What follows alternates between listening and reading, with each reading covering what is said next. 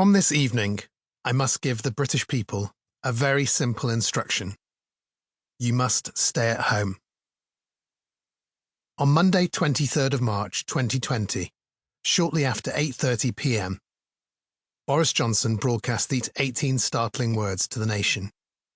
For the first time in the country's history, a 24-hour curfew is imposed upon the population. All non-essential businesses would be shut, schools closed, families divided, group worship banned. Life as we knew it was replaced by a new reality, where our singular focus would be to slow the spread of a deadly new disease, COVID-19. For the millions watching, the new reality the Prime Minister was imposing was hard enough to digest.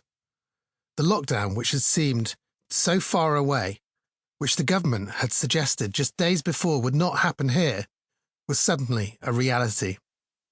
But the shock of the new reality was accompanied by another huge shift for our society.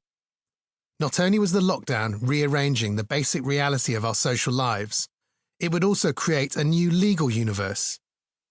For the next 2 years, the tiniest details of our lives, from whether we could leave the house, where we could work, even whom we could hug, would be decreed by ministers, controlled by strange new laws, the likes of which had no precedent in living memory, and enforced by what often resembled a police state.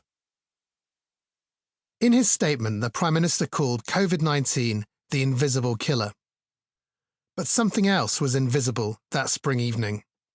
The law which was to back up his unprecedented instruction. He had stated that there were 4 limited purposes for which people would be allowed to leave home, and if they did not follow the rules, he said, the police will have powers to enforce them. But no such powers existed. This was no small detail. It meant that we did not know, as the country was thrust into the lockdown, the legal basis for the police powers. What kind of enforcement and penalties would be meted out to lockdown breaches? And most importantly, we did not know exactly what the rules were.